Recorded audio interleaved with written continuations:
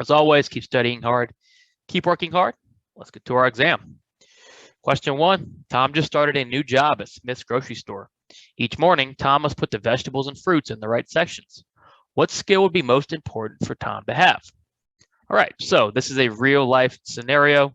If you want to get much better at the RBT exam, you should start applying all these things you're learning, all these terms to your real life, okay? Because on the exam, that's what you're going to be doing. You're going to be analyzing real situations and applying ABA terminology. In this case, Tom has a job at the grocery store, and he's got to sort fruits and vegetables, okay? So he's either putting in them in the right bins or the right sections, but either way, he needs to tell the difference, right, between the vegetable section and the fruit section, okay? So what skill would be most important for Tom to have in order to tell the difference between the sections? A, non-contingent reinforcement. What is non-contingent reinforcement? It's reinforcement delivered, okay, without a requirement. So typically we use non-contingent reinforcement as an abolishing operation to reduce motivation, okay, to engage in some sort of behavior. We're not talking about reinforcement here, okay? We're talking about the skill that Tom needs, right? So reinforcement, while important, is not in play here, okay? Be sure you understand what the question is asking, okay? Because reinforcement just doesn't apply to what the question wants to know. They're looking for the skill. What about B, discrimination? What is discrimination? Discrimination is the ability to tell the difference between two or more stimuli. What does Tom need to do in this scenario? He needs to tell the difference between the vegetable and the fruit sections. Discrimination seems like a very important skill to have for Tom to do that. So B is our best answer so far. It looks like the right answer. On the exam, read all of your answer choices because you're always looking for the best answer. Just because you think B is the right answer, there might be a better answer, okay? So B looks good. What about C, differentiation? Differentiation is similar to discrimination, except differentiation has to do with the response.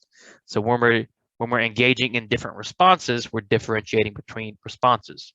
You discriminate between stimuli, you differentiate between responses. Tom is engaging in the same response of putting the vegetables and fruit somewhere, but he's discriminating between stimuli. Very important distinction, okay? Make sure you understand that. You discriminate between stimuli, you differentiate between responses. So B or C, not our answer. And then D, prompt dependency. Being prompt dependent is not a good thing. We don't want Tom dependent on any sort of prompts. We just want him to be able to, on his own, discriminate between the vegetable and the fruit sections. So what skill would be most important for Tom to have? B, discrimination. Question 2, last weekend your friends got married. The wedding rehearsal lasted an hour, the wedding ceremony lasted 3 hours, and the wedding reception lasted 3 hours. The after party lasted 1 hour. What was the average duration of the wedding events? Okay, so on the exam, they might ask you for the average of data, because as you take data as an RBT, you might need to do a basic calculation to figure out how often on average something happens. How do we find an average? Well, we add up the total amount of data we have, okay, and then we divide that by the number of data points. In this case, we have 4 data points, 1, 2, 3, 4. So let's add up our total duration, which is 1 hour plus 3 hours is 4 hours. 4 hours plus 3 hours is 7 hours. 7 hours plus 1 hour is 8 hours. Our total duration is 8 hours. We're going to divide that by a number of data points, which is 4. 8 divided by 4 is what? What is our average duration? 2. Very simple question, okay? All the data is there for you. All you need to do is do a very simple average calculation. They give you a calculator. They give you scratch paper. The best thing to do here is just practice, okay? How can I find the average of something, right? How do I find the total amount of data? How do I find the average amount of data? Because you might get asked a question like this. So very straightforward, okay? It just takes a little practice to find the average. All right, 3. According to the current BCBA ethics code, RBTs are allowed to accept gifts if what? So in January, there's going to be a brand new RBT ethics code. If you're taking your test this year, you're going to follow the current code. And the reason that's important is the new ethics code for RBTs is very different in terms of gifts compared to the old one. The old RBT code is very specific that RBTs are not allowed to accept gifts under any circumstances. Okay, there's a very specific line item, very short and sweet, that says RBTs cannot accept gifts. The new code says RBTs can accept gifts that are $10 or less in value, okay, as an occasional show of appreciation, and as long as no one is benefiting. So this is why this question is important, because we're looking at the current ethics code. So according to the current ethics code, RBTs are allowed to accept gifts if what? A, the gift is $10 or less in value. No, according to the current code, RBTs cannot accept gifts. So B and C, as an occasional show of gratitude, or as long as neither party benefits from the gift outside of a show of appreciation, those do not apply to the current code. Given the current code in 2021, RBTs cannot accept gifts. Starting in 2022, okay, RBTs can accept gifts that are $10 or less in value as an occasional show of gratitude, and as long as neither party benefits from the gift outside of the show of appreciation. However, 2021 code says RBTs are just not allowed to accept gifts whatsoever. They've reduced that restriction slightly, okay, because it was a little harsh, and it's a good adjustment, I think, because as an RBT, you're often put in a situation where you might need to accept a minor show of gratitude, especially with the holidays coming up, okay? So new ethics code 2022 and beyond, okay, RBTs can accept gifts that are $10 or less in value. Current code, 2021 code, RBTs are not allowed to accept gifts. Differential reinforcement interventions teach which of the following? What is differential reinforcement? Differential reinforcement is reinforcing one behavior, putting the other behavior on extinction, okay? So often we're trying to teach a replacement behavior, okay? What can differential reinforcement lead to? Well, let's think about a very basic scenario, okay? If you're trying to teach a 3-year-old the colors blue and red, when they point to blue and you ask them to point to blue, you're going to reinforce that behavior, right? You're trying to increase them pointing to blue when you say blue. So what are you doing? You're teaching them to discriminate between red and blue. So differential reinforcement can teach discrimination. What did we say earlier about differentiation? Differentiation is different responses. Well, if you wanted to teach point, okay, instead of grab, you would go about the same process, right? When you say point to blue, you would reinforce if they pointed, but not grabbed. So you could start to teach them to differentiate between responses as well. So differential reinforcement can do what? It can teach them to discriminate between stimuli. It can also teach them to differentiate between responses. So A and B both look really good. What about C, prompting? Differential reinforcement doesn't teach prompting, okay? So it's not relevant to differential reinforcement as far as what it teaches. But what did we say? We said differential reinforcement can teach discrimination. Differential reinforcement can teach differentiation. So our answer here is going to be D, both A and B. Again, why it's important to read all of your answer choices fully. Because if you had just stopped at discrimination, okay, you would have missed differentiation as well. Okay, we're looking for the best answer. The best answer here is D, both A and B, discrimination and differentiation. Casey attended a class reunion this weekend. During dinner, she started telling her friends about her clients, the intervention she uses, and their progress in school. Is this acceptable? So it's fun to be an RBT. It's fun to be a BCBA, okay, where our cases are interesting. We do interesting work, okay, and it makes you want to tell other people about it. However, you have to remember what our ethical code says, right? The ethical code is very specific about the privacy of our clients. Casey going to a class reunion and starting talking about all our clients, specific interventions, and especially progress in school, okay, does that cross the line? Is this acceptable? A, yes, Casey did not share the client's name. Well, even though Casey didn't share the client's name, there are still identifiable features she's talking about, right? She's still talking about the clients, maybe their likes, their dislikes, their progress in school. Even if the chances that someone at the place knows the client is very rare, there's still a possibility that the client can be identified even if the name isn't shared. Okay, so Casey is still sharing this private information even if she isn't sharing the client's name. So A is wrong. B, yes, Casey did not reveal any specific personal information, including the name. Again, it's not just about the name or the personal information, okay? We're still talking about specific interventions, details, and progress in school. She's still sharing private information with people who don't need to know this information. That is a problem. It isn't acceptable, okay?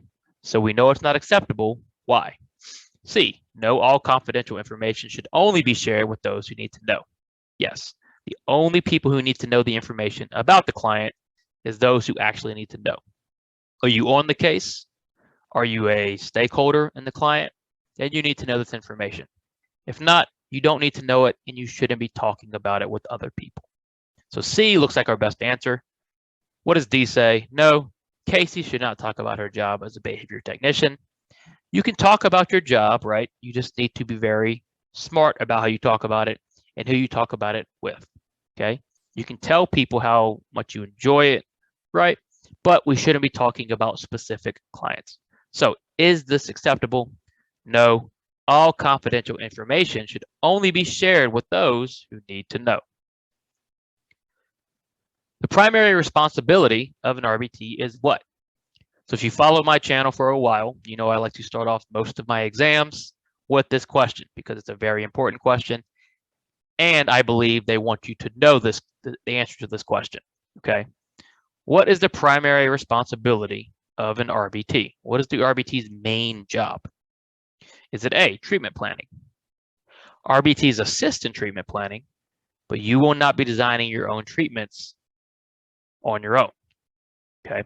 You'll be helping your BCBA in cases, but as far as writing your own treatment planning, that is not your primary responsibility. What about B, report writing? Again, it is not your job to write reports. If your BCBA is having you write reports, that is not your job, okay? That is an issue. Your primary responsibility is not report writing. That is the BCBA's job. C, parent training.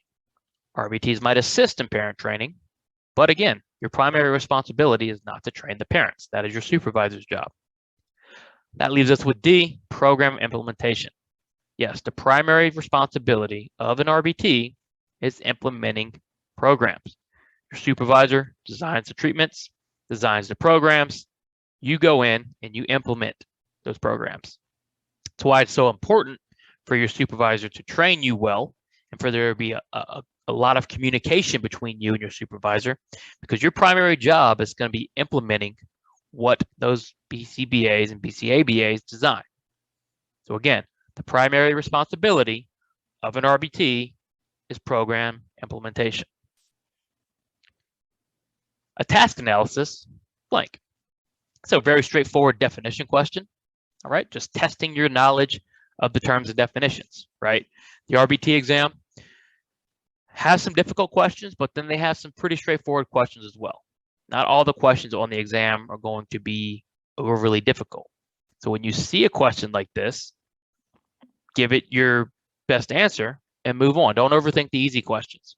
It's also a reminder of how important it is to know your terms and definitions. This is a simple terminology question. Terminology is a task analysis. What is a task analysis? Is it A, breaks down complex skills into manageable steps? Yes, that's what a task analysis is. A task analysis leads to a task chain, which we then can teach, but the task analysis is what is the act of breaking down the skill into manageable steps. Always read your answer choices and know why the wrong answers are wrong. B, teaches the first step of a complex skill and prompts the client through the rest. That is forward task chaining. C, reinforces successful approximations of behaviors. That is shaping. And then D occurs after a task chain is done. Nope, a task analysis comes before the task chain because the task analysis creates the task chain by breaking down the complex skill into manageable steps. John will take trips to Wendy's with his RBT. The RBT works in ordering food and paying for meals. John can now order food for himself, but he often orders food in an inappropriate way.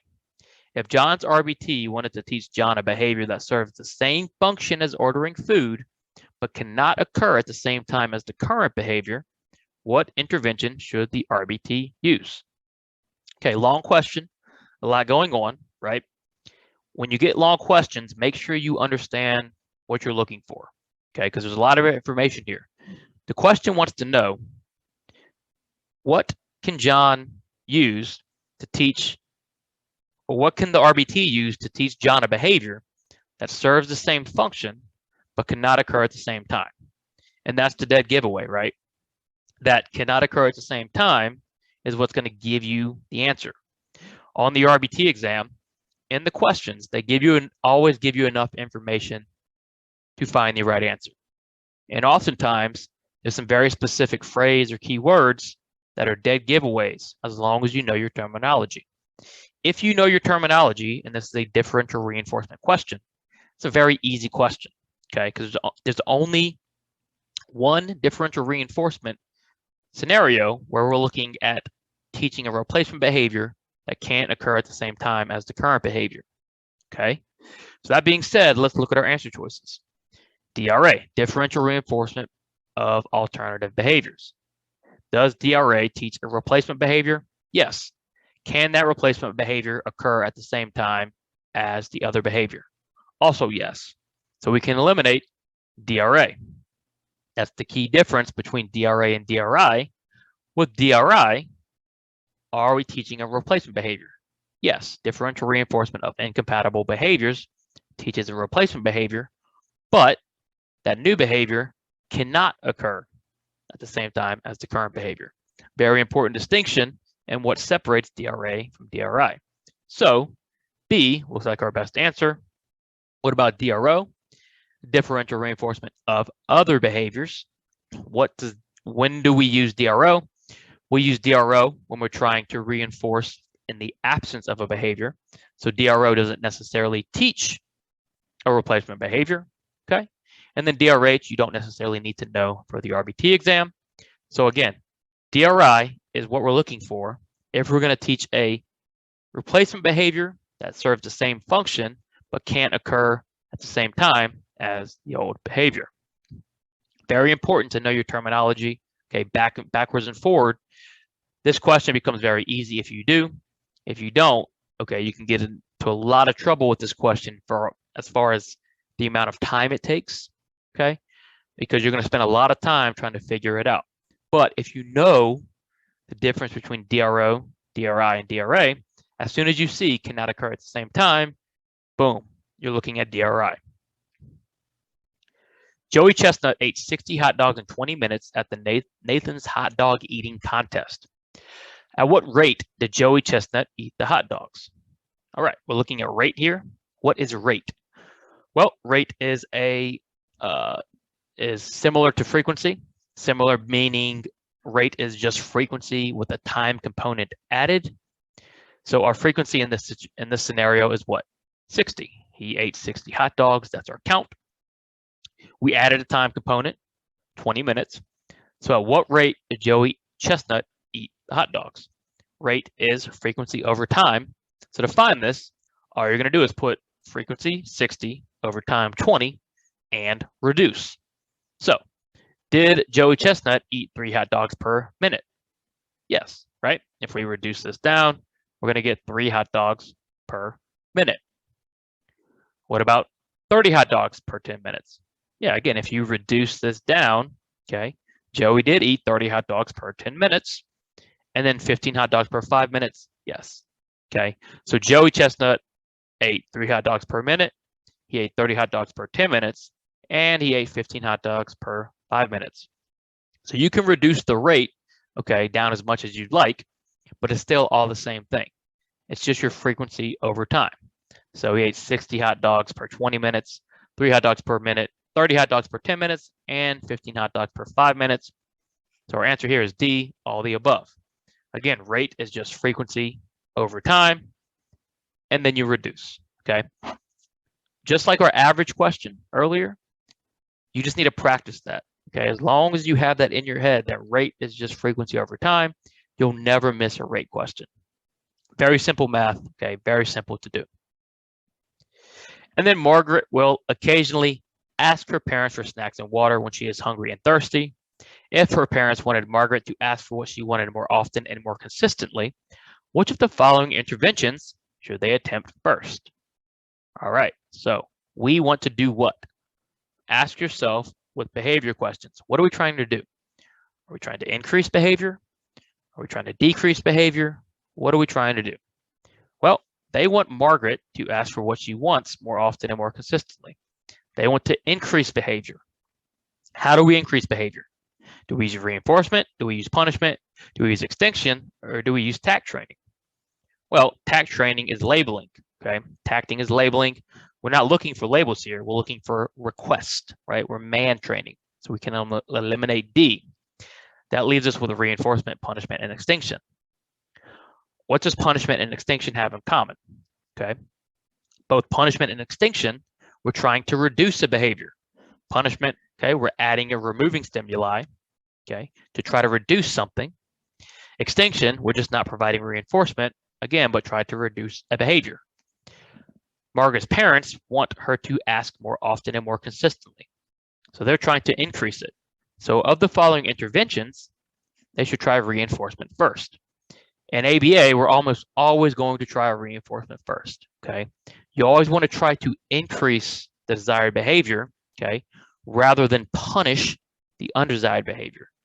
So before they go to extinction or punishment, we're going to try to reinforce Margaret asking for snacks and water when she is hungry and thirsty. Okay, hope you enjoyed part 1. Part 2 will be there next Monday, okay? Wednesday, we have our practice questions, and then Friday and Saturday, we have our BCBA materials. So be sure to check those out. If you enjoy my videos, please like and subscribe. It really helps me out. Check out our website, rbtexamreview.com, for all of our study materials. Any questions or comments, please let me know through email or comments below. I'm happy to help. Other than that, keep studying hard, keep working hard. I'll see you soon.